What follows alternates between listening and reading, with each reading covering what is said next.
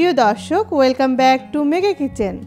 আজ মেগা কিচেনে আমরা আপনাদের জন্য নিয়ে এসেছি সবার পছন্দের ভুনা খিচুড়ি। ভুনা খিচুড়ি তৈরির আগে এর উপকরণগুলো আমরা দেখে নিই। পোলাওর চাল 4 কাপ। আমি এখানে চিনি গুঁড়া চাল নিয়েছি, আপনারা চাইলে বাসমতি চালও ব্যবহার করতে পারেন। মুগ ডাল 1 কাপ, মসুর ডাল 1 কাপ। খিচুড়িতে সবসময় চালের অর্ধেক ডাল নিতে হয়। পেঁয়াজ কুচি 1 কাপ, রসুন বাটা 1 টেবিল চামচ, আদা বাটা 1 টেবিল চামচ, হলুদের গুঁড়া 2 চা চামচ, ধনিয়ার গুঁড়া 1 চা চামচ, মরিচের গুঁড়া 3 চা চামচ, আস্ত জিরা 2 চা চামচ, জিরার গুঁড়া 1 চা চামচ, তেল 6 টেবিল চামচ, ঘি 6 টেবিল চামচ, পেঁয়াজ বেরেস্তা 4 টেবিল চামচ, ধনা পাতা 4 চা চামচ। এখানে আমি নিয়েছি দারচিনি 3টি, তেজপাতা 3টি, এলাচ 8টি, কাঁচামরিচ 10-12টি, লবণ স্বাদ মতো। সবগুলো উপকরণ আমরা দেখে নিলাম। এখন চলে যাই রান্নায়। চুলা জ্বালিয়ে আমি একটি ফ্রাই প্যান নিয়ে নিচ্ছি।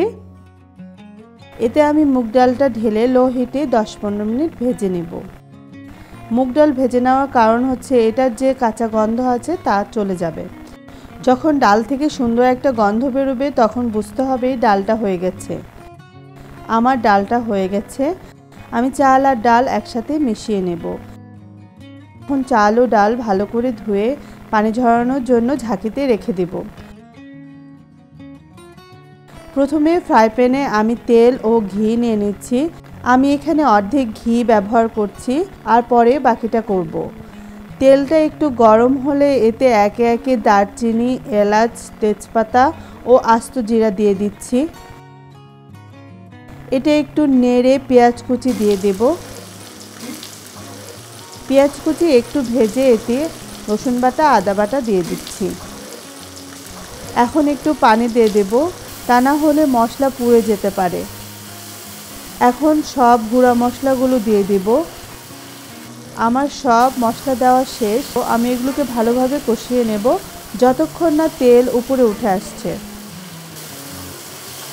মশলা কষানো শেষ। আমি যে ডাল আর চাল ধুয়ে রেখেছিলাম তা ঢেলে দেব। ডাল ও চাল ভালো করে মশলার সাথে মিশিয়ে নেব।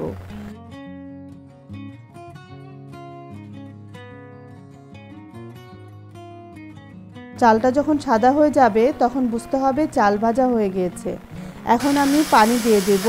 এর মধ্যে আমি 12 কাপ পানি ফুটিয়ে নিয়েছিলাম। যেহেতু আমার চাল ও ডাল মিলিয়ে 6 কাপ হয়েছে, তাই আমি পানি দ্বিগুণ নিয়েছি। এই মাপে পানি নিলে খিচুড়ি শক্তও থাকবে না, আবার নরমও হয়ে যাবে না, একদম পারফেক্ট হবে। প্রথমে পানি দিয়ে জালটা আমি কমিয়ে দেব, কারণ জালটা জোরে থাকলে খিচুড়ির পানি শুকিয়ে যাবে কিন্তু চাল সেদ্ধ হবে না। 10-15 মিনিটের জন্য ঢেকে দেব।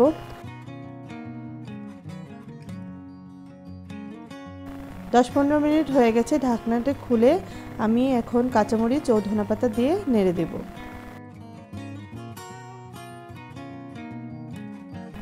বাকি ঘিটা আমি দিয়ে 5 মিনিটের জন্য ঢেকে দেব।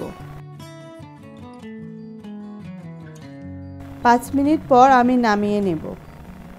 খুব সহজেই তৈরি হয়ে গেল মজাদার ভুনা খিচুড়ি।